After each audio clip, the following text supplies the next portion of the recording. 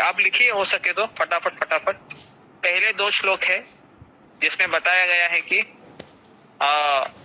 राजर्षियों ने ये ज्ञान को गुरु परंपरा से समझा है। ओके, 1 और 2 श्लोक गुरु शिष्य परंपरा द्वारा इस ज्ञान को समझाया है। किसने? कृष्ण ने। किसको? राजर्षियों को। इसका उदाहरण कौन देते हैं? इसका उदाहरण है भगवान कहते हैं कि मैंने सूर्य देव को दिया था। सूर्य देव के बाद भगवान कहते हैं मैंने, सूर्य देव ने क्या किया? उसने अपने पुत्र को दिया, मनु को। मनु ने इक्ष्वाकु को दिया और ये इक्ष्वाकु परंपरा में ही प्रभु रामचंद्र आए थे, दशरथ महाराज के पुत्र बन। ठीक है, अभी तीसरे श्लोक में बताया है कि मैं तुम्हें ये ज्ञान क्यों दे रहा हूं। क्यों दे रहे? भगवान कह रहे क्योंकि तुम मेरा मित्र है, तुम मेरा भक्त है। क्लियर है? तीसरे श्लोक में भगवान कह रहे हैं तू मेरा भक्त है और मेरा मित्र है। तो अगर कोई गीता सेशन में आएगा, पूरा गीता भी सुनेगा लेकिन माला नहीं करेगा, क्या गीता उसको समझ में आएगी?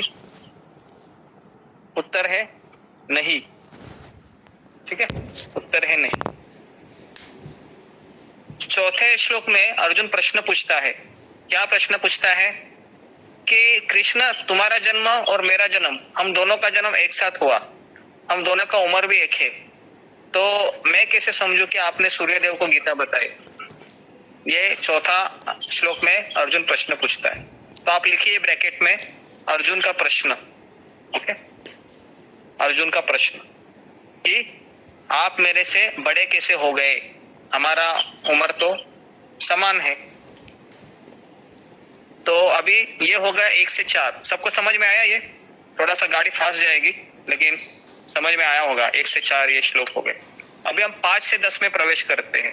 ठीक है, आप लिखिए अभी नेक्स्ट कॉलम में श्लोक 5 से लेके श्लोक 10 तक। भगवान कह रहे हैं अर्जुन अभी मैं तुमको बताता हूं मैं कौन हूं करके। ठीक है, ब्रैकेट में लिखिए कृष्ण अभी अर्जुन को बताएंगे कि वे कौन है।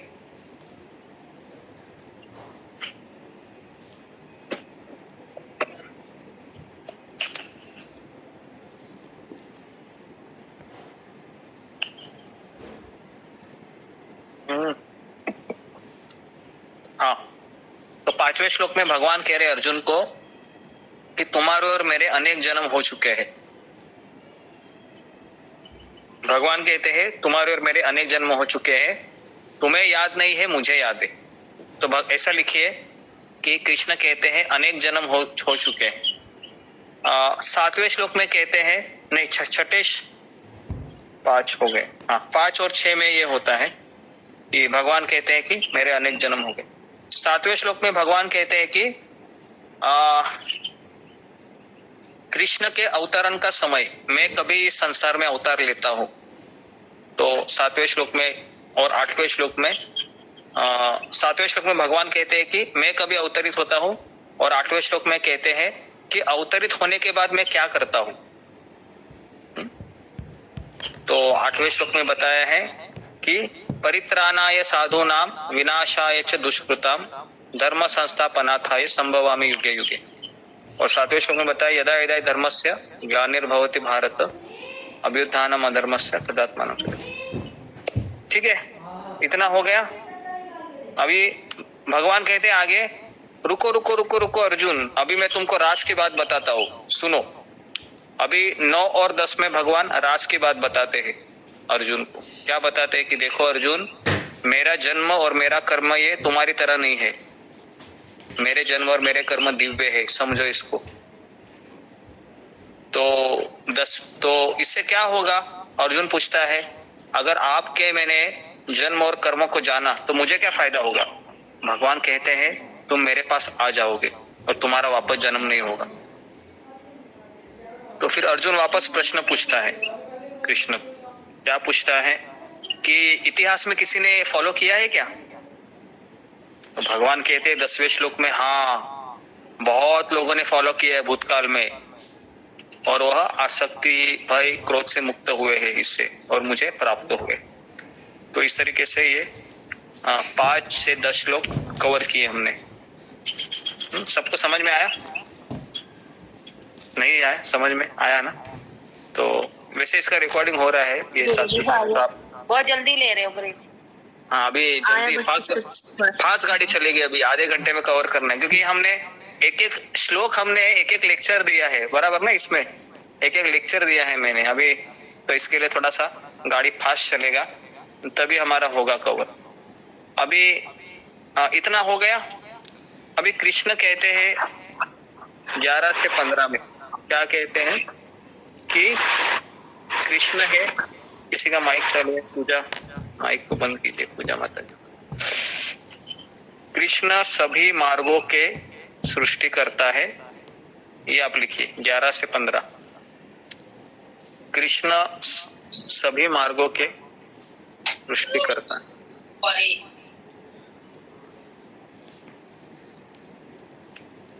11वें श्लोक सृष्टि के मार्गों के सृष्टि करता है। 11वें श्लोक में कहते हैं, देखो अर्जुन, भले ही सब कुछ मेरे पास आते हैं, मुझे प्रेम करते हैं, इतिहास में सभी लोग मुझे शरण गए, लेकिन सुनो, जो जितना शरणागत होगा उतना ही मैं उसको फल देता हूँ। जिस भाव से वो मेरे पास आएगा मैं उसको वही देता हूँ। उतना मुझे किस भाव से आई थी? मारने के लिए आई थी ना? उतना कृष्ण को मारने के लिए आई थी या प्यार करने के लिए आई थी? कौन बताएगा? उतना क्यों आई थी? मारने के लिए आई थी। के लिए आई थी गुरुजी, मारने के लिए, हत्या करने के लिए। प्यार करने के लिए भी आई थी ना, दूध पिलाने के लिए आई थी वो। आप भूल गए आप। राजा बलि की बहन थी, राजा बलि की बहन। अरे गुरुजी, अरे किसने दूध पिलाने भी आई थी। दूध पिलाने भी आई। तो भगवान ने पूतना को गोलोक धाम में भेज दिया। गोलोक धाम में नहीं, वैकुंठ चली गई वो, क्योंकि भगवान ने उसके ऊपर दया दिखाई। तो दुर्योधन भी भगवान के पास आना चाह रहा था, तो भगवान ने उसको क्या दिया? नारायणी सेना दिया। याद है आपको? मैंने बताया था ना 1-2 दिन पहले। तो ये हो गया 11वां श्लोक। 12वें में बताते हैं कि रुको रुको रुको रुको अर्जुन, अभी मैं तुमको राज की बात बताता हूँ कि कई लोग हैं मेरे पास नहीं आते हैं। तो अर्जुन बोलता है क्यों? क्योंकि मेरे अलावा भी कई लोग हैं जो फल देने वाले हैं। अर्जुन बोलता है कौन है वो, बताइए मुझे। कृष्ण कहते हैं कि उनका नाम है शिवजी, दुर्गा जी, माता रानी, देवी माँ, बहुत है ना? अच्छा तो फिर ये कई लोग हैं, ये इनके पास जाते हैं पूजा करने के लिए। अर्जुन बोलता है क्यों जाते हैं? क्योंकि ये जल्दी फल देते हैं, ये लोग जल्दी फल देते हैं। ओके, फिर ये हो गया 12वां श्लोक, ठीक है। अभी 13वें श्लोक में अर्जुन कहता है कि मुझे बताइए कृष्ण कि ये संसार में कौन कौन से टाइप के लोग रहते हैं? आप बोलते हैं कि कुछ लोग इनके पास जाते हैं, तो भगवान कहते हैं कि 4 प्रकार के लोग समाज में रहते हैं, है ना? कौन है वो? चतुर्वर्ण मया सृष्टम गुण कर्म विभागश। ब्राह्मण है, क्षत्रिय है, वैश्य है, शूद्र है, ब्रह्मचारी, गृहस्थ, वानप्रस्थ, सन्यासी। ऐसे 8 प्रकार के समाज में लोग देखे जाएंगे। ओके, तो इस तरीके से 13वां श्लोक हो गया। सब लोग लिख रहे? समझ में आ रहा है ना क्या बता रहा हूँ मैं एकदम स्टोरी फॉर्म में बता रहा हूँ आपको, ताकि समझ में आ जाएगा। ठीक है, उसके बाद हाँ ओके, समझ में आ रहा है सबको या नहीं आ रहा है? मैं अभी लास्ट वाला फिर से बताइए। 4 प्रकार के लोग फिर से बता दीजिए गुरुजी। 4 प्रकार के लोग होते हैं, ब्रह्मचारी, गृहस्थ, वानप्रस्थ, सन्यासी, ब्राह्मण, क्षत्रिय, वैश्य और शूद्र। ओके, सबको समझ में आ रहा है? ठीक है, आगे बढ़ते अभी हम। ध्यान से सुनिए, क्योंकि ये आधे घंटे में बताऊंगा मैं, 4 बजे तक और चलेगा। तो ये पूरा चौथा अध्याय आपको ना स्टोरी वाइज बता रहा हूँ मैं, पूरा मैं आपको इमोशन डाल के बता रहा हूँ, तो ताकि आपको ये चौथा अध्याय पूरा समझ में आए। ओके, इसका लिंक भी मैं दे रहा हूँ कि क्या क्यों भगवान कहते हैं।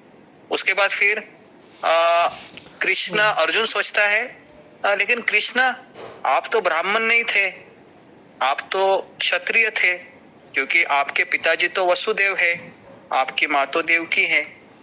तो इस तरीके से अर्जुन कृष्ण के ऊपर अभी वही प्रश्न उनके ऊपर छोड़ देता है।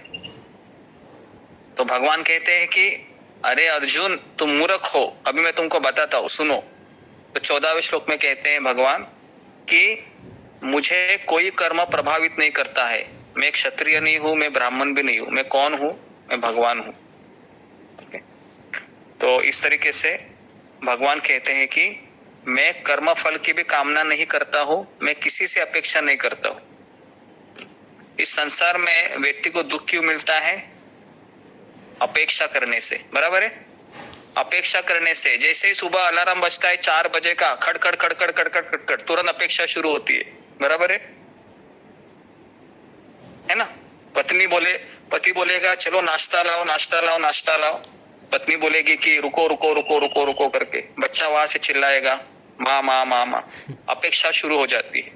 इसलिए भगवान कहते हैं कि देखो अर्जुन, मैं अपेक्षा नहीं करता हूं। इसके लिए भगवान का एक नाम है। क्या नाम है भगवान का? आत्माराम। आत्माराम का अर्थ है भगवान अपने में ही संतुष्ट है। ओके, ये हो गया 14वां श्लोक। अभी 15वां श्लोक में कह रहे भगवान कि देखो अर्जुन, प्राचीन काल में समस्त मुक्तात्मा ने मुझे जाना है कि मैं कर्म के अधीन नहीं हूं, मैं कर्मों को देने वाला हूं।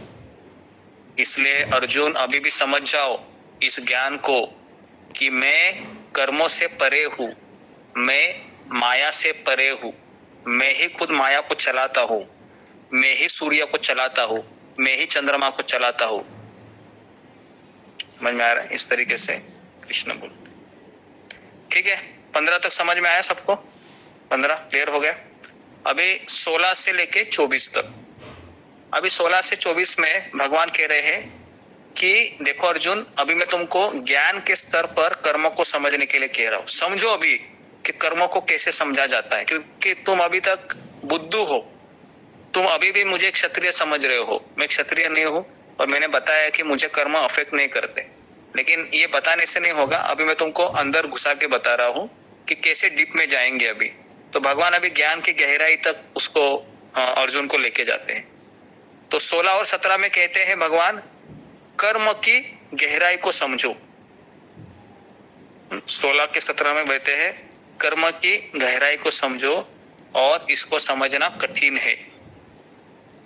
कर्म की गहराई को समझना कठिन है। क्यों कठिन है? क्यों कठिन है? क्योंकि किसी को पता है आज मैंने कितने चींटी को मारा है? पता है आज मैंने कितने मच्छरों को मारा है? किसी को पता है कि आज मैंने कितने लोगों को दुखी किया है? पता ही नहीं है। तो उसके लिए ये कर्म के गहराई को समझना कठिन है। भगवान कहते हैं फिर भी कर्म क्या है, अकर्म क्या है, विकर्म क्या है, इसको समझो। ओके, तो फिर भगवान कहते हैं कि देखो अर्जुन, अभी मैं तुमको राज की बात बताता हूँ वापस। क्या है राज की बात? जो व्यक्ति कर्म में अकर्म देखता है और अकर्म में कर्म देखता है, वह बुद्धिमान व्यक्ति है। तो भगवान इस श्लोक में बता रहे हैं कर्म को महत्व नहीं है, कर्म के पीछे जो भावना है उसको ज्यादा महत्व है। तो इसके लिए अर्जुन, तुम युद्ध करो, तुम दुर्योधन को मारो, लेकिन तुम्हारी भावना क्या होनी चाहिए कि तुम मेरे आज्ञा से कर रहे हो, मेरी आज्ञा से मार रहे हो। तुम अपनी इच्छा से दुर्योधन को मारेगा, तुमको बंधन लगेगा। तुम मेरी इच्छा से दुर्योधन को मारेगा, तुमको मुक्ति मिलेगी।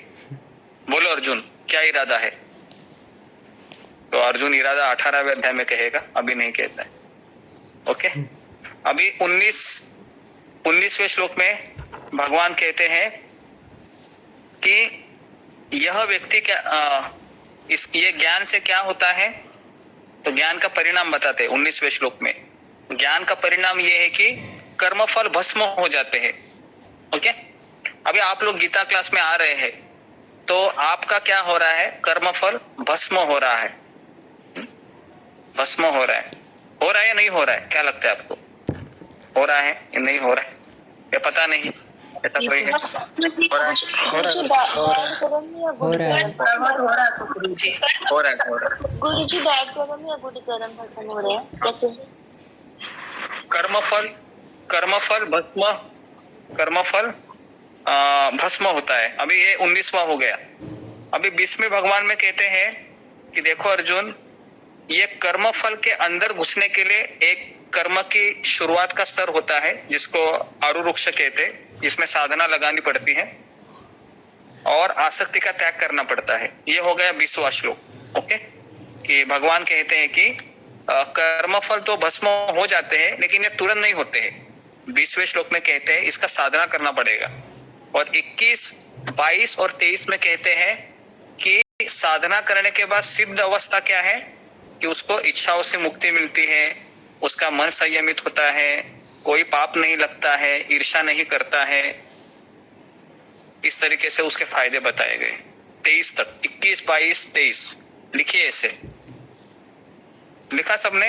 23 तक आ गए सब? इच्छाओं से मुझे फिर से जरा बोल दीजिए, दोबारा बोल दीजिए। 21 से 23 तक दोबारा बोल दीजिए गुरुजी। 20 से 23 तक, 20 से 23 तक नहीं 20, हाँ 20 में मैंने बताया कि कर्मफल को भस्म करने के लिए साधना की आवश्यकता है। ये साधना क्या है कि आसक्ति रहित कर्म करो, मतलब अपेक्षा मत रखो। और ऐसा करते करते 21, 22, 23 में ये बताया जाएगा कि उसके परिणाम क्या होते हैं। फिर तो परिणाम लिखे हुए हैं, इच्छाओं से मुक्त हो जाएगा। कौन सी इच्छाओं से? भौतिक इच्छाओं से। दूसरा है उसका मन संयमित होगा। तीसरा है कि कोई पाप नहीं लगेगा। चौथा है द्वंद्व से मुक्त हो जाएगा। पांचवा है ईर्ष्या नहीं करेगा। छठा है सुख दुख दोनों में स्थिर रहेगा। और सातवां है कृष्ण के संतुष्टि के लिए कर्म करेगा। हाँ, तो इस तरीके से परिणाम। तो ये हो गया 23। अभी 24 में भगवान कहते हैं कि यदि यज्ञ की संतुष्टि के लिए तुम कर्म करोगे ना अर्जुन, तो तुम्हारा चेतना आध्यात्मिक बन जाएगा और आध्यात्मिक चेतना से तुम आध्यात्मिक लक्ष्य को प्राप्त करोगे। तो 24 में बताया है आध्यात्मिक चेतना से तुम आध्यात्मिक लक्ष्य को प्राप्त कर सकोगे। ये हो गया 24। हो गया 16 से 24। क्लियर है सब? नहीं क्लियर है तो वापस एक बार रिकॉर्डिंग सुनिए। ओके, क्लियर है? 24 बोलिएगा प्लीज। 24 है आध्यात्मिक चेतना में किया गया यज्ञ आध्यात्मिक लक्ष्य की ओर ले जाता है। मतलब आध्यात्मिक चेतना मतलब आध्यात्मिक भावना में किया गया कर्म आध्यात्मिक ध्येय के पास ले जाता है। 24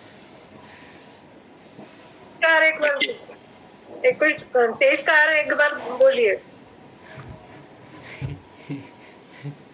अभी मैं इसका रिकॉर्डिंग वैसे हो रहा है, अगर कोई मिस हो जाता है ना। 23 श्लोक से कहीं बोलिए ठीक। इच्छाओं से मुक्त होना किस और सेकंड बार कौन होगा? सेकंड है मन संयमित होना। लिखिए, चलो, मन संयमित होना। तीसरा है गुरुजी रिकॉर्डिंग कहाँ मिलेगी? रिकॉर्डिंग जो आप मतलब कर रहे हैं वो कहाँ पे हम सुन सकते हैं? रिकॉर्डिंग ग्रुप में आती है। रिकॉर्डिंग नहीं देते हैं ना प्रभु जी, ये न्यू डिवोटीज हैं। हाँ, लेकिन ये 17 में आते हैं तो हम दे सकते हैं इनको। 17 में जो नहीं आते हैं ना उनको नहीं देना है सर, तो इनको आप रिकॉर्डिंग दे। First day. हाँ, पहला दिन है तो भी दे दीजिए। नेक्स्ट है कि कोई पाप नहीं लगता है। और चौथा है ईर्ष्या नहीं करता है। ईर्ष्या मतलब जलन से मुक्त हो जाता है। कौन मुझे बताएगा, बाहर से मुझे अग्नि अगर जलाता है वो ज्यादा दर्द देता है या अंदर से मैं जलता हूँ किसी की तरक्की पे वो ज्यादा दुख देता है? अंदर से। ये आपने बराबर पकड़ा। इसके लिए ये तुरंत उत्तर दे दिया। अच्छा है। आगे बढ़ते हैं अभी हम कि ओके, तो मुझे लगता है कि 21, 22, 23 हो गया। पांचवा नहीं बताया जी, 23 पांचवा है कि वह सुख और दुख दोनों में स्थिर रहेगा, सुख दुख दोनों में स्थिर रहेगा। और छठा है कृष्ण के संतुष्टि के लिए कर्म करेगा। जी, हो गया। ओके, अभी 24वां मैंने बताया था कि ये सब जब करेगा ना वो, तो भगवान कहते हैं कि रुको अर्जुन, उसके लिए उसका चेतना मतलब उसका भावना भी क्या होना चाहिए, भौतिक नहीं होना चाहिए, आध्यात्मिक होना चाहिए। आध्यात्मिक भावना से किया गया कोई भी कर्म तुमको कृष्ण की ओर ले जाता है, कृष्ण।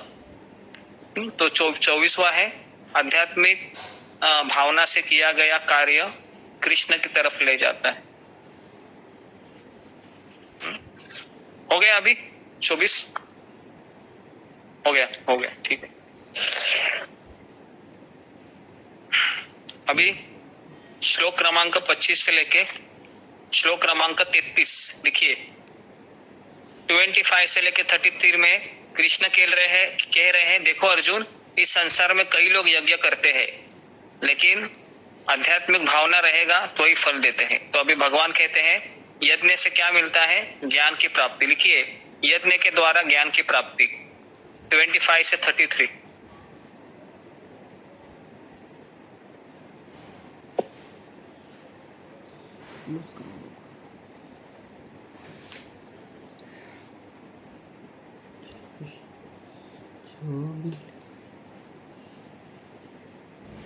लिखा सबने? 25 से 33 यज्ञ के द्वारा ज्ञान की प्राप्ति। तो 25 में दो प्रकार के यज्ञ बताए हैं। लिखिए, देवताओं की उपासना और दूसरा है ज्ञान योगी, ये अग्नि में आहुति देता है अपने ज्ञान की। दो चीजें बताइए, देवताओं की उपासना और ज्ञान योगी। कर्म योगी है वह देवताओं की उपासना करता है और ज्ञान योगी अग्नि में आहुति देता है। 25 श्लोक कर्मयोगी ज्ञान योगी लिखिए। कर्मयोगी एक एरो कीजिए और उधर लिखिए देवी देवता। ज्ञान योगी एरो कीजिए और लिखिए अग्नि में आहुति देता है। प्रभु जी, अग्नि में आहुति मतलब क्या हुआ?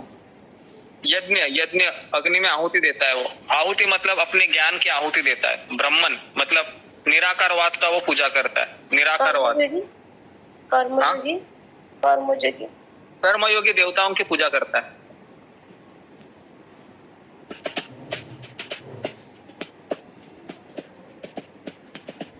हो गया। 26वां भी लिखिए। 26वें में क्या होता है, ब्रह्मचारी मन पर नियंत्रण करते हैं और गृहस्थ इंद्रिय विषयों पर नियंत्रण करते हैं। ब्रह्मचारी मन के ऊपर नियंत्रण करते हैं, गृहस्थ इंद्रिय विषयों पर नियंत्रण करते हैं। 26वां। 25 में देखा कर्मयोगी और ज्ञान योगी। 26 में देखा हमने ब्रह्मचारी और गृहस्थ। ठीक है। 27 में बताया है कि अष्टांग योगी क्या करता है, प्राण वायु से अग्नि में आहुति देता है। 27 आत्म संयम। अष्टांग योगी लिखिए। अष्टांग योगी है प्राण वायु से अग्नि में आहुति देता है। हो गया 27। अभी 28 में दान और तप, दो चीजें लिखिए, दान और तप। ओके, क्या बताया गुरुजी? 28 में दान और तप, ये यज्ञ के प्रकार है जो मैं बता रहा हूं। 28 में दान तप और योग, ये 28 में। और वेद अध्ययन, सॉरी 4 चीजें हैं, दान तप योग और वेदों का अध्ययन। और 29वां श्लोक है कि प्राणायाम, ऐसे प्राणायाम करता है, ऐसे एक सांस लेता है ऐसे और छोड़ता है, जिससे उसका अंदर के 5 वायु है कंट्रोल में आते हैं। तो ये भी यज्ञ है। ये सब वो करता है। क्यों करता है, कौन बताएगा? ये सारा चीज क्यों करता है? वो क्यों करता है? भगवान को प्राप्त करने के लिए या आध्यात्मिक जीवन में आगे बढ़ने के लिए। ठीक है। अगर मैं प्राणायाम इसलिए कर रहा हूँ ताकि मुझे और 2 साल में जीऊं और 2 साल और मजा करूं, तो वो प्राणायाम यज्ञ है क्या? बताइए, यज्ञ है वो? नहीं। वो नहीं है, ठीक है। अगर मैं तप करता हूँ, क्यों तप कर रहा हूँ? ताकि मेरा शरीर है वो हेल्थ ठीक हो जाए और फिर मैं बहुत मजा करूं, तो वो भी ठीक है।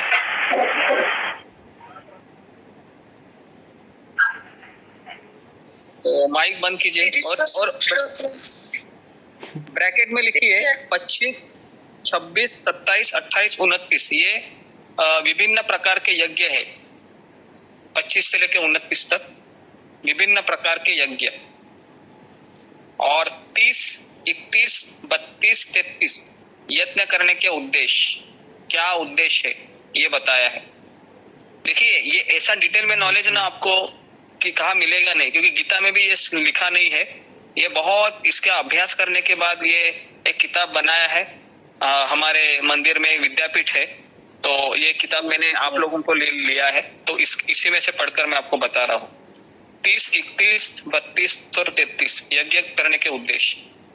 30 में बताया है यज्ञ करने से पाप नष्ट हो जाते, लिखिए, यज्ञ करने से पाप नष्ट हो जाते हैं। 31 में लिखा हुआ है बिना यज्ञ किए मनुष्य सुखी नहीं हो सकता, बिना यज्ञ किए मनुष्य सुखी नहीं हो सकता। और 32 में बताया है कि वेदों में यज्ञों का वर्णन किया गया है, वेदों में यज्ञों का वर्णन किया गया, वेदों में यज्ञ का वर्णन किया गया है। और 33 में बताया है यज्ञ का परिणाम ज्ञान में होता है। यज्ञ करने से क्या मिलता है? ज्ञान मिलता है ना। कई लोग मुझे कहते हैं कि हम इतना पढ़ते हैं, हमको ध्यान नहीं रहता है। क्यों नहीं ध्यान नहीं रहता है? यज्ञ नहीं किए हैं। यज्ञ करने से ज्ञान में परिणत। उसके बाद बताया है कि सारे कर्म यज्ञ का परिणाम दिव्य ज्ञान में होता है। 33 हो गया, समझ में आया? 33, 25 से लेकर 33। लास्ट लाइन क्या बोले गुरुजी? लास्ट लाइन में बोला कि 31 यज्ञ के बिना मनुष्य सुखी नहीं हो सकता। 32 वेदों में अलग विभिन्न प्रकार के यज्ञ का वर्णन किया है। कहाँ मिलेगा? वेदों में मिलेगा। 33 में इससे सबसे अच्छा क्या है? तो भगवान कहते हैं कि सारे यज्ञ का परिणाम दिव्य ज्ञान में होता है। 33। अभी 34 से लेके 42 तक ज्ञान की पद्धति, ज्ञान का परिणाम और ज्ञान की महिमा। मुझे लगता है कि ये मैंने कवर किया था कल, याद है ना आपको, कि कैसे ज्ञान की प्राप्ति करते हैं। तो मैं इस सेक्शन को नहीं अभी ले रहा हूँ, ठीक है। तो मैं एक बार इसको केवल आपके लिए पढ़ता हूँ 2 मिनट में। ज्ञान की प्राप्ति की प्रक्रिया है गुरु से शरणागति, गुरु से जिज्ञासा और गुरु से सेवा। उसके बाद 35 में बताया है ज्ञान का परिणाम क्या है? मोहित नहीं होता है, शुद्ध दृष्टि प्राप्त होती है, पाप नष्ट हो जाते हैं, कर्म फल नष्ट हो जाते हैं और वह ज्ञान पवित्र है। 38 में बताया है। 39 में बताया है कौन ज्ञान प्राप्त कर सकता है? जो शास्त्रों में श्रद्धा रखता है, निष्काम कर्मयोगी है और इंद्रिय नियंत्रित है। कौन ज्ञान प्राप्त नहीं कर सकता? जो अज्ञानी है, श्रद्धा नहीं है, शास्त्र में संदेह है। और 41 में बताया है कर्म बंधन से मुक्त कर्म करो अर्जुन। कैसे कर सकते हैं? कैसे कर सकते हैं हम कर्म बंधन से मुक्त कर्म? हम सब कुछ किसके लिए करें? कृष्ण के लिए, भगवान के लिए। ओके। तो 42 में बताया उठो अर्जुन युद्ध करो। तो ये चौथा अध्याय हमारा पूरा हो गया है ना। आधा घंटा में मैंने बताया पूरा आपको। समझ में आया आपको? थोड़ा थोड़ा तो आया समझ में। 50%, 60%, 70%। रिवीजन हो गया जो आपने पढ़ाया था, सब याद आ गया एकदम से। हाँ, अभी सब याद आ गया है ना। तो ऐसा ही हम रिवीजन ना हर एक हमारा अध्याय खत्म होने के बाद हम करेंगे। तो पूरा आपको मैं चाहता हूँ कि हम सबको 18 अध्याय पूरा ऐसा बोलेंगे ना, सोने के बाद 1 बजे फोन करके चलो उठो बताओ मुझे 5वां अध्याय, तुरंत बताना आना चाहिए। तो इतना हमको ट्रेन होना चाहिए किसी को भी, है ना, तभी तो ऐसा हो। भविष्य में मैं चाहता हूँ कि आप भी सभी लोग एक दूसरे को, है ना, गीता पढ़ाए, क्योंकि और लोग आ रहे हैं, लोग आएंगे जो गीता सीखने के लिए इंतजार कर रहे हैं। तो इसके लिए मैं आपको एक तरीके से ट्रेनिंग दे रहा हूँ कि आप गीता को अच्छे से समझिए। ठीक है, तो मैं यहाँ पर रुकता हूँ। किसी का कुछ प्रश्न रहेगा? गुरुजी मेरा एक प्रश्न है। हाँ बोलिए। गुरुजी मैं ना ये कहना चाह रही थी कि कुछ श्लोक हमें रटा दीजिए गीता के। हाँ, तो चौथे अध्याय में ये जो तद्विधि प्रणिपातेन वाला श्लोक है ना, इसको आप याद कीजिए, क्योंकि ये कई लोग कहते हैं कि कहाँ लिखा है गीता में कि गुरु को पकड़ना चाहिए। तो ये इसका उत्तर है, चौथे अध्याय का 34वां श्लोक। तद्विधि प्रणिपातेन परिप्रश्नेन सेवया उपदेक्षन्ति ते ज्ञान ज्ञानिनस्तत्त्वदर्शिन। तो ऐसा आपको श्लोक उसको सामने बोलना चाहिए उसके मुंह पे, तब जाके वो बोलेगा हाँ भाई थोड़ा विद्वान लगता है, सुनना चाहिए इसका, बराबर ना। नहीं तो आप बोलेंगे तत्त मम चच डड पप ऐसा करेंगे तो फिर वो बोलेगा इसको कुछ आता नहीं है, ऐसा ही बैठा है लगता है। गुरुजी अध्याय 4 में और भी इम्पोर्टेंट श्लोक है ना, वो वाले। हाँ, परित्राणाय साधूनाम, ये वाले। यदा यदा ही धर्मस्य, वो भी आप कीजिए, और परित्राणाय साधु नाम वो भी कीजिए। जन्म कर्म च मे दिव्यम उसके बाद का श्लोक है, वो भी कीजिए। कौन श्लोक में बोले आपने लिखा है ये गुरु की शरण लेनी चाहिए? 4.34 4.34। और अगर कोई बोलेगा कि भगवान की लीलाओं को सुन के क्या फायदा होगा, तो इसका उत्तर है 4.9 में बताया ना, जन्म कर्म च मे दिव्यम, तो उसका उत्तर वहां पर है। तो आपको ऐसे प्रश्न उत्तर पता होने चाहिए गीता में। कोई बोलेगा सामने से ना, तो हमारे पास जवाब होना चाहिए, तभी हम प्रचारक बन सकते हैं ना। ठीक है, इस तरीके से। तो ये हो गया हमारा। हर चैप्टर में बता दीजिए गुरुजी कौन से जरूरी है श्लोक याद करने में। इस तरीके से ये कितने श्लोक मैंने बताए? चौथे अध्याय के 4 श्लोक बोले ना। ओके, जी 7, 8, 9। ये भी है गुरुजी, ये धामाम प्रपद्यन्ते, ये भी बहुत अच्छा है। ये धामाम प्रपद्यन्ते मतलब जो भगवान किस तरह से फल देते हैं, जो जिस भावना से आते हैं। हाँ बराबर। अगर आप पैसे के लिए आ रहे हैं भगवान के पास, तो भगवान आपको पैसा देंगे, बराबर है। अगर आप भगवान के पास दुखों से छुटकारा के लिए आए रहे, भगवान आपको दुख दूर करेंगे। हाँ, लेकिन अगर आप कृष्ण के पास प्रेम करने के लिए आए हैं, तो कृष्ण आपसे प्रेम करेंगे। समझ में आ रहा? हाँ, तो चॉइस आपकी है कि आप क्यों आना चाहते हैं कृष्ण के पास। ओके, ओके, ये हो गया। उसके बाद फिर कौन सी किताब है आपने अभी जिससे पढ़ाया? ये का नाम क्या है? गीता सुबोधिनी करके किताब है। ये देखिए, मैं बताता हूँ आपको, हो सके तो आप खरीद लीजिए नेट से। हाँ, अच्छा। एक मिनट, बुक का नाम क्या बताए प्रभु जी? बुक गीता सुबोधिनी। गीता सुबोधिनी। प्रभु जी फिर से दिखाइए। प्रभु जी खोल के दिखाना, खोल के दिखाना एक बार।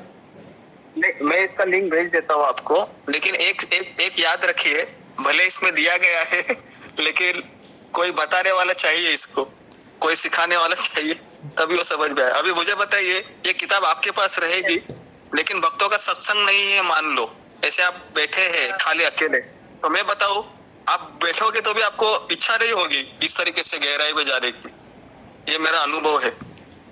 इसके लिए ये तो आपके रेफरेंस के लिए ही है, हम लोगों के लिए थोड़ी है। हम लोगों को क्या पता चलेगा देख के भी। नहीं, मैं चाहता हूँ कि अभी मैं कैलाश प्रभु को वही बताने वाला हूँ कि गीता भेजने से अच्छा है कि हम ये किताब भी भेजेंगे ना किसी को, तो शायद वो पढ़ के थोड़ा सा समझ जाएगा वो, क्योंकि गीता है तो वो इस्कॉन मंदिर से तो कभी भी खरीद सकता है। इसमें एक नोट्स बनाए हैं उन्होंने, जैसे अभी मैंने आपको बताया ना कि चौथे अध्याय के 34वें श्लोक में क्या बताया है। तो लेकिन ये कोई पढ़ाने वाला रहेगा ना, तो ये ज्यादा उसका इफेक्ट होता है। लेकिन हम अकेले पढ़ने बैठेंगे ना, तो कलयुग में अकेले करने वाली कोई भी चीज है ना, तुरंत हम बोर हो जाते हैं, कहते हैं कि अभी बस करो गीता, चलो रख देते हैं, बाद में देखेंगे कभी, ऐसे। लेकिन अभी देखो आप 1 घंटा हो गया है ना, सुन रहे। क्यों सुन रहे हैं? क्योंकि आप सभी लोग एक साथ है, बराबर है। ओके, तो गुरुजी राइटर कौन है? हाँ सुमित्रा, मतलब माइक को बंद करो, आवाज आ रही है जी। गुरुजी राइटर का नाम बताएंगे? गीता सुबोधनी के राइटर का नाम है, मैं इसका लिंक ही भेजता हूँ ना, आप चिंता मत कीजिए, ठीक है। फिर भी मैं राइटर का नाम बता रहा हूँ, गौरांग दर्शन प्रभु है इसका नाम। ये देखिए गुरुजी कहाँ मिलेगी ये वाली बुक? ये नेट पे मिल जाती है, अमेज़न में।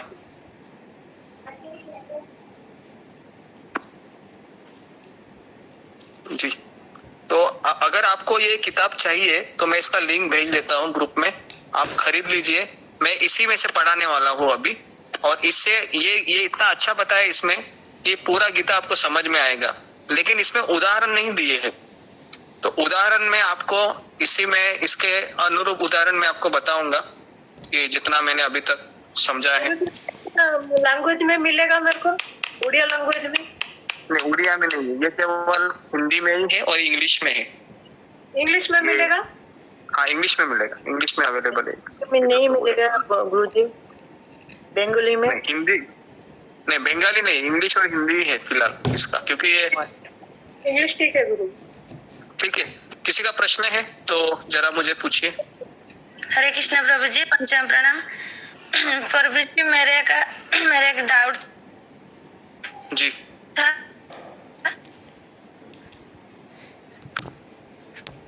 आपका आवाज चला गया जी। तो हमारे यहाँ ये कार्तिक मास में सुबह आने की विधि है, और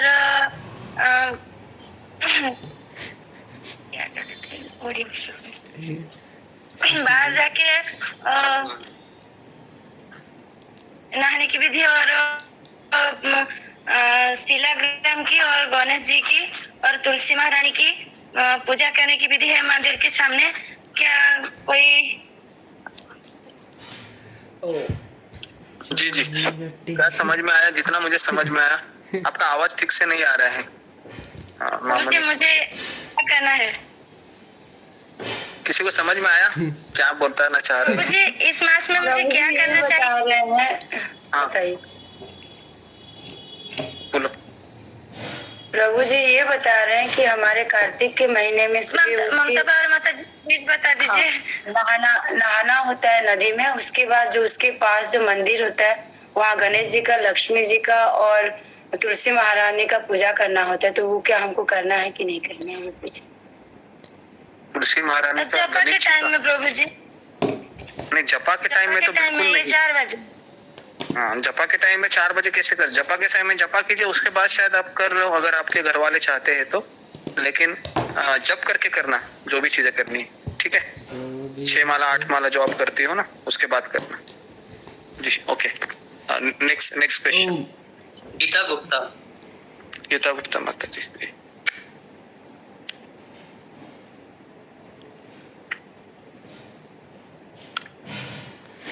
जी गीता गुप्ता माता जी। राम। ठीक है, नेक्स्ट।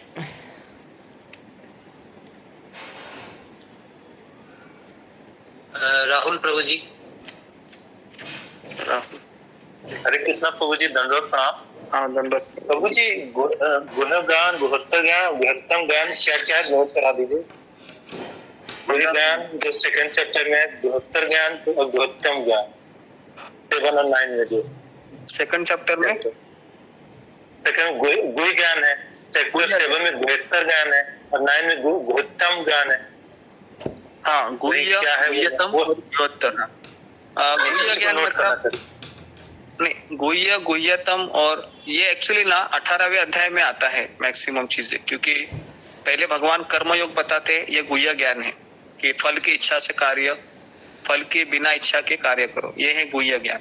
उसके गुह्यतम ज्ञान क्या है कि तुम कृष्ण के सेवक हो, ये समझकर ज्ञान करो, ये समझकर कार्य करो। और गुह्यतम ज्ञान क्या है कि सब कुछ सारे धर्मों का छोड़ दो, मातृधर्म पितृधर्म, और केवल मेरी शरण में आ जाओ, मैं तुमको अभयदान दूंगा। तो ये गुह्यतम ज्ञान। इसके लिए इतना सब बताने के बाद ना कृष्ण 18वें अध्याय में कहते हैं कर्म योग भी छोड़ दो, ज्ञान योग भी छोड़ दो, अष्टांग योग भी छोड़ दो, ये सब कुछ काम का नहीं है। अर्जुन ऐसे देखते रहता है, भगवान क्या करो फिर, इतना सब क्यों बताया तुमने? फिर कृष्ण कहता है इसलिए बताया क्योंकि अगर मैं ये बताता था ना पहले ही सर्वधर्मान परित्यज्य, तो तुम्हारे दिमाग में नहीं जाता था। इसके लिए मैंने अभी ये सब बताने के बाद बोल रहा हूँ, इसका कुछ फायदा नहीं है, मेरी शरण में आ जाओ, मैं सब कुछ करूंगा तुम्हारा। तो ये गुह्यतम ज्ञान है। ठीक है, मोहित पूरन प्रभु जी। हरे कृष्ण गुरु जी, दंडवत प्रणाम। गुरु जी, आपने कार्तिक मास में इतने सारे व्रत बताए, तो स्टूडेंट के लिए कौन सा व्रत करना सबसे बेहतर रहेगा और इजी रहेगा? सबसे बड़ा व्रत यही है कि तीनों क्लासेस अटेंड कीजिए, 16 माला का जप कीजिए, ये सबसे बड़ा व्रत है। ठीक है, बाकी के व्रत भूल जाओ, कोई बात नहीं। ओके जी, ठीक है। एहसान श्रीवास्तव प्रभु जी। नहीं भक्त है।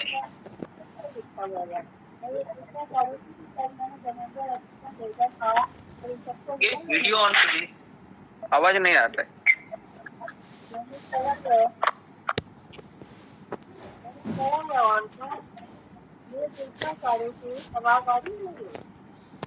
आवाज नहीं आ रही है। ये कामिनी का आवाज बहुत है। कामिनी माता जी है।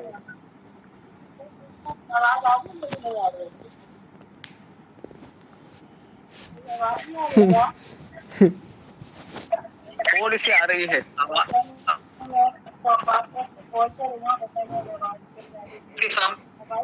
माता जी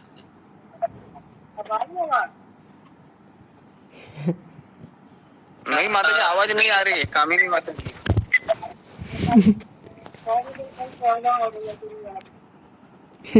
मैं आपसे बात करता हूँ, चलो रहने जी। नेक्स्ट, आवाज ही नहीं आ रही। प्रभु जी, सुनील कुमार प्रभु।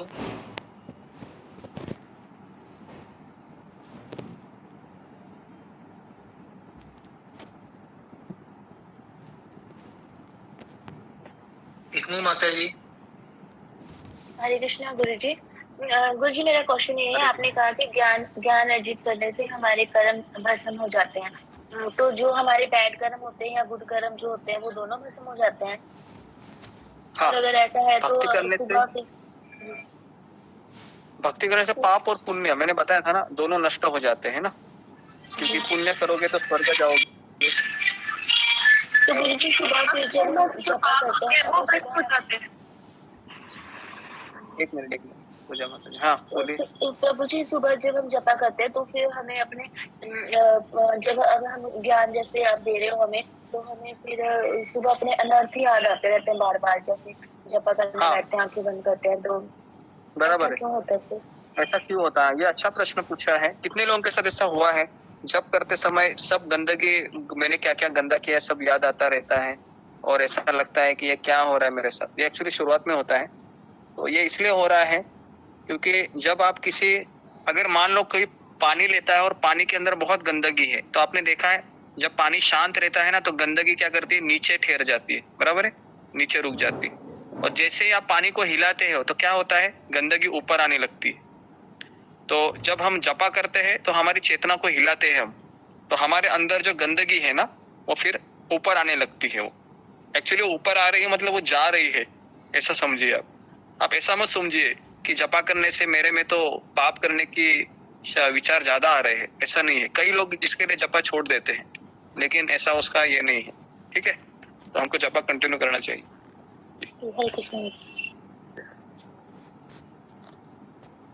नेक्स्ट, अरजीत कौर माता जी पूछिए। अरजीत कौर कर दे तू प्रणाम प्रभु जी। जी माँ।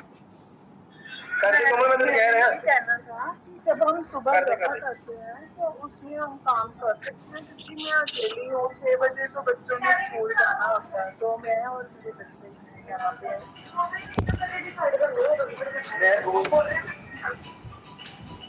आप वीडियो ऑन कीजिए अर्जित माता जी, और आपके पीछे से बहुत आवाज भी आ रहा है। ठीक है। मैं कह रही थी कि सुबह मैं अकेली होती हूँ, 6 बजे बच्चों ने स्कूल जाना होता है, तब हम काम कर सकते हैं। समझा नहीं मैं, मुझे आवाज नहीं आया आपका। आप क्या जैसे हम सुबह हरजीत माता जी आपकी आवाज क्लियर नहीं आ रही है, हम लोगों को सुनाई नहीं दे रही है। आप एक बार लॉग आउट करके लॉग इन कीजिए, फिर आपका प्रश्न लेते हैं। Okay okay. जी जी जी, बेबी मंडल माता जी।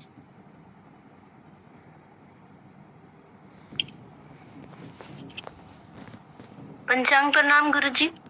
जी। गुरुजी, आपने बताया कि यज्ञ करने से पाप नष्ट होते हैं, ये तो समझ में आया, लेकिन यज्ञ करने से ज्ञान मिलता है, ये थोड़ा कंफ्यूजन है कि ज्ञान किस तरीके से मिलता है। जी, पहले तो ये मैं नहीं बताया, भगवान कृष्ण बताए। और दूसरा है कि भगवान ने यहाँ पर बताया है यज्ञ करने से दिव्य ज्ञान इसलिए मिलता है कि यज्ञ करने से व्यक्ति के अनर्थ धीरे धीरे चले जाते हैं, और जैसे ही अंदर धीरे धीरे अनर्थ चले जाते हैं तो भगवान का जो ज्ञान होता है वो अंदर तक, हृदय तक पहुंच जाता है। तो इस तरीके से ये कार्य होता है। बेसिकली यज्ञ का परिणाम होता है कि वह दिव्य ज्ञान को प्राप्त करने का अधिकारी हो जाता है। तो इसके लिए हम भक्ति में क्या करते हैं, हृदय शुद्ध को ज्यादा जोर देते हैं शुद्धिकरण के लिए। जितना मेरे हृदय का मैल हटेगा उतना कृष्ण मुझे अच्छे से समझेंगे। तो इसके लिए यज्ञ का परिणाम है ज्ञान होता है। समझ में आया? गुरुजी, ये जो यज्ञ का मतलब केवल हवन करना ही तो नहीं है। नहीं, यज्ञ का अर्थ है कंफ्यूजन ये लोगों को, यज्ञ मतलब हम वही समझ जाते हैं कि अग्नि में हवन करना। तो इसको एक बार गुरुजी क्लैरिफाई कर दीजिए, ताकि लोगों के मन में वही डाउट है यज्ञ। हाँ, यज्ञ देखिए, अगर आपको ऐसा लगता है कि सत्यनारायण का पूजा आप करते हैं घर पे, या गृह प्रवेश करने के समय ब्राह्मण को बुलाते हैं और फिर ईंट लगाते हैं, ईंट में कपूर डालते हैं, घी डालते हैं, बड़ा अग्नि आता है, धुआं आता है, आग जलते हैं, हाँ हो गया यज्ञ, ऐसा नहीं है। एक्चुअली ये एक यज्ञ का प्रकार है, लेकिन यज्ञ का डेफिनेशन है भगवान विष्णु की संतुष्टि के लिए कर्म करना, इसको कहते हैं यज्ञ। समझ में? अगर मैं झाड़ू मार रही हूँ घर पे, है ना, तो वो क्या है, यज्ञ है। अगर मैं कृष्ण के लिए मार रही हूँ तो समझ में आ रहा है आपको? तो यज्ञ मतलब बेसिकली कृष्ण की संतुष्टि के लिए कर्म करना। ओके जी। भी गुरु की यज्ञ में ही आता है ना? पहले तो आप प्रश्न पूछते समय मतलब वीडियो ऑन करके पूछिए तो अच्छा लगता है। और आपका नाम लिया जाएगा तो आप पूछिए, एक सिस्टम होता है ना जी। हरजीत और माता जी, आप दोबारा पूछिए, आप ज्वाइन कर चुकी हैं तो आप ज्वाइन कर लिए हैं लग रहा है। वीडियो ऑन करके पूछिए माता जी।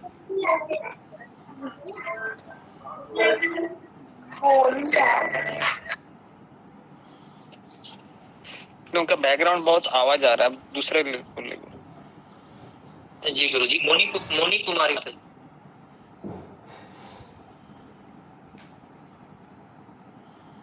हरे कृष्ण गुरुजी। मेरा सवाल ये था कि कल रास पूर्णिमा भी है क्या? समझा नहीं मैं, आवाज नहीं आया। रास पूर्णिमा और शरद पूर्णिमा में जो रास पूर्णिमा के भगवान राधा कृष्ण को बाईस उद्देश्य पहनाया जाता है, इनकी रास लीला कभी है क्या? जी, शरद पूर्णिमा के दिन भगवान कृष्ण रासलीला रचाते हैं राधा रानी और गोपियों के साथ। तो वो कल ही है ये 9 तारीख को ही लगता है, कल ही है लगता है। मैं आपको बताता हूँ, कल 9 तारीख है ना। हाँ, शरद पूर्णिमा भी। इसके बारे में थोड़ा डिटेल से बता दीजिए और क्या करना है। उसके लिए कुछ करना नहीं है। हम शरद पूर्णिमा के दिन इस्कॉन मंदिरों में एक बहुत अच्छा दर्शन होता है, चंद्रमा दिखाया जाता है पूरा, और उस समय भगवान ने रासलीला रची थी जो गोपियां थी वृंदावन में। तो हमें तो उसके डिटेल में नहीं हम जाते हैं, क्योंकि रासलीला ये बहुत बड़ा टॉपिक है। हम तो हमारे अनर्थ की धुलाई में फिलहाल लगे हुए हैं। तो फिलहाल हम इतना ही जानेंगे कि कृष्ण ये गोपियों के साथ उनका प्रेम का आदान प्रदान करते हैं, क्योंकि ये शुद्ध भक्त होते हैं। तो हम गहराई में रासलीला के टॉपिक को नहीं छेड़ते हैं, तो हमारी परंपरा ऐसी है। जी गुरुजी, और ये पूरे भक्त कार्तिक में हम क्या कर सकते हैं? मैंने बताया ना कार्तिक में हम क्या क्या कर रहे थे, पहला क्लास तो उसी में हुआ, शुरुआत के 10-15 मिनट। हाँ हमने सुना था, पर पूरे इम्पोर्टेंट मतलब क्या होना चाहिए? मैंने बताया कि उसमें हम दिया ऑफर कर सकते हैं, घी का सुबह शाम, दामोदर अष्टकम गा सकते हैं इसके अलावा। और हमारे 3 क्लास है वो पहले करने हैं, ऐसा नहीं कि फिर 3 क्लास छोड़ दो और उसमें लग जाइए, तो ये गलत है। 3 क्लास आपको करना ही है किसी भी हालत में। ओके, दिया सुबह के टाइम, तो सुबह का टाइम दिया, सुबह का टाइम दिया कितना बजे दिखा सकते हैं? हाँ, ऐसा कोई टाइमिंग नहीं है, आप कभी भी दिखा सकती है, सुबह शाम में 7 बजे, 8 बजे, या सुबह 4 बजे भी, 4:30 बजे भी दिखा सकती है, फिर 4 बजे भी दिखा सकती है। जी, हरे कृष्ण।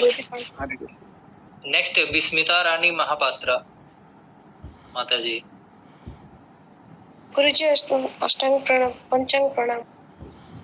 गुरुजी जो कर्म अष्टांग योगी मीन्स क्या है?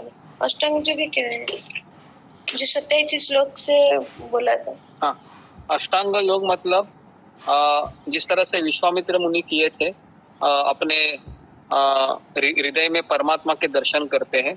जो प्राणायाम होता है, अपने सांस को वह अंदर बाहर करते हैं, और प्राणायाम के द्वारा वह अपने अंदर के वायुओं को रोकते हैं और अपने आत्मा को एक इच्छित गंतव्य में भेजते हैं। तो ये ध्यान योग सत्ययुग में हुआ करता था, जिसमें ध्रुव महाराज ने भी यही प्रणाली का उपयोग करके भगवान को प्राप्त किए थे, और विश्वामित्र मुनि का भी यही प्रोसेस था।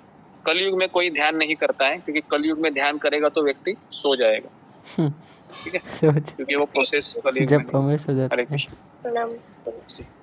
हरे कृष्ण। राधा बांगर माता जी। हरे कृष्णा प्रभु जी, पंचांग प्रणाम। प्रभु जी, मैं आपसे ये पूछ रही थी कि अभी जैसे आपने दूध का नियम 1 महीने के लिए बताया था, तो अभी इसका दाल वाल का भी नियम आप बताएंगे कार्तिक महीने में? जी, कार्तिक में उड़द दाल ही ना? हाँ, उड़द दाल ही नहीं खाते हैं 1 महीने के लिए। उड़द दाल और मसूरी वाला दाल खाते हैं। हाँ, मसूरी की दाल नहीं खाते, मसूरी की दाल तो हम खाते ही नहीं।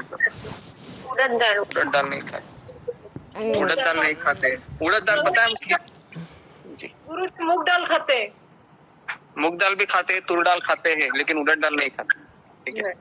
प्रभु जी, और आपने वो क्या कहते हैं, पूरे कार्तिक मास में जैसे आप कथा भी सुनाएंगे, जैसे दामोदर जी, तो नहीं? अभी हम फिलहाल तो वृंदावन जा रहे हैं ना 2 दिन के बाद, तो उधर तो कथा ही चलती रहेगी, है कि नहीं?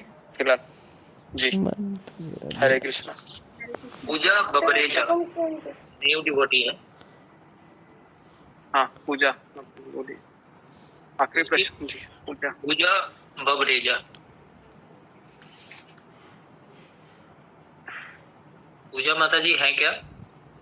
नहीं है, चले गए। नेक्स्ट सुष्टि मिश्रा माता जी। गुरुजी पंचम प्रणाम गुरुजी।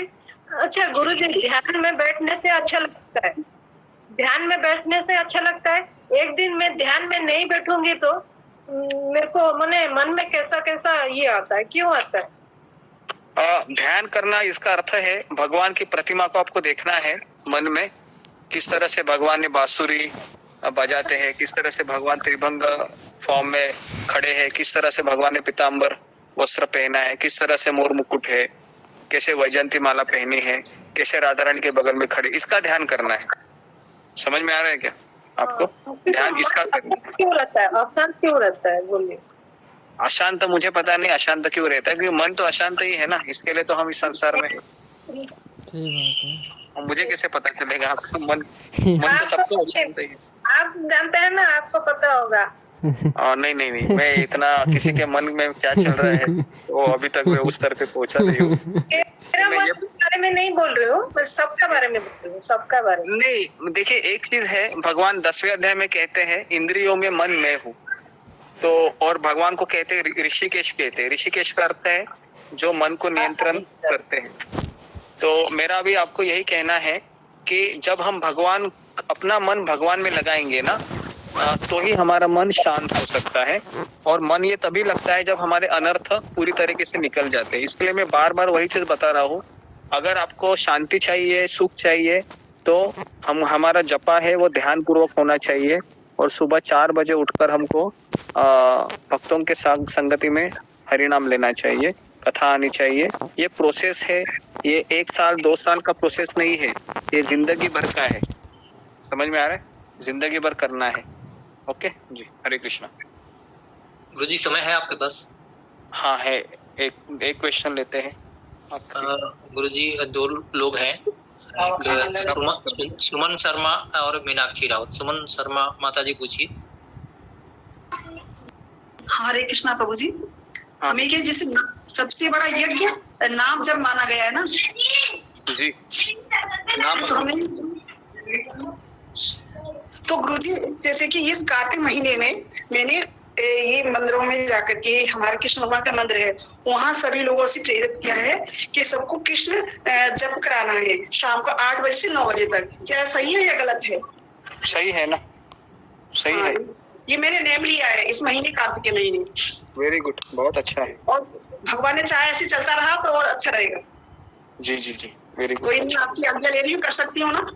जी जी जी, कर सकते हैं। हरे कृष्णा प्रभु जी। हरे कृष्ण। मीनाक्षी राउत माता जी।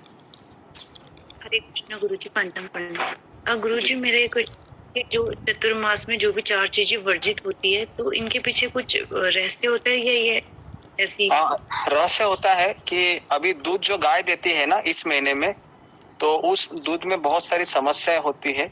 अगर वो दूध पीने से हमारा सेहत भी खराब होता है, तो उसका साइंटिफिक रीजन भी होता है।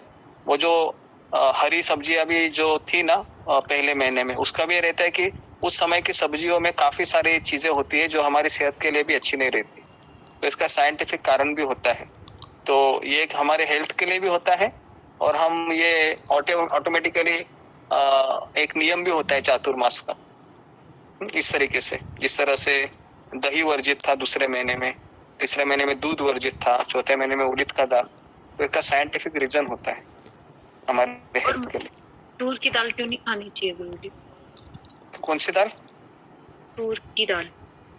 तूर की दाल तो हम खाते ही है ना, मूंग दाल, तूर दाल, मसूर। हाँ, मसूर की दाल इसलिए नहीं खाते हैं क्योंकि वो बहुत गर्म होते हैं, तो तमोगुण और रजोगुण रहता है। जैसे प्याज लहसुन कैसे हम खाते नहीं है ना, रजोगुण और तमोगुण के कारण, वैसे मसूर और एक चीज है मशरूम। मशरूम पता है आपको? मशरूम भी नहीं खाते हम। जी जी, मशरूम भी इसलिए नहीं खाते क्योंकि वो फंगस रहता है। फंगस होता है, वो एक रजोगुण तमोगुण का वो ये होता है, सिंबॉलिक होता है, इसके लिए हम खाते नहीं है। ठीक है जी। गुरुजी ये सेंधा नमक और नॉर्मल नमक, ये भगवान को कोई भी नमक चढ़ाया जा सकता है या उसमें भी कोई डिफरेंस है? सैंधव नमक ये नेचुरल होता है जो एकादशी के दिन यूज करते हैं, और प्रोसेस नमक होता है ना, वो हम मार्केट से वो लेके आते हैं ना, प्रोसेसिंग होता है उसमें, तो उसमें केमिकल होता है, तो उसके लिए हम एकादशी के दिन उसको इस्तेमाल नहीं करते। मतलब भगवान को तो अर्पित दोनों नमक हो सकता है ना? हाँ, भगवान को तो एकादशी के दिन आप नॉर्मल नमक भी कर सकते हैं, क्योंकि भगवान का एकादशी नहीं होता है, एकादशी हमारा होता है। बराबर। गुरुजी साल भर वो सेंधा नमक ही यूज करते हैं, वो तो चलता है। हाँ, फिर चलेगा, आप साल भर कीजिए, कोई बात नहीं जी। ओके, हो गया। तो बहुत बहुत धन्यवाद आप सबका। हरे कृष्णा कृष्णा कृष्णा हरे हरे। हरे कृष्णा प्रभु जी, दंडवत प्रणाम। हरे कृष्णा कृष्णा कृष्णा हरे राम।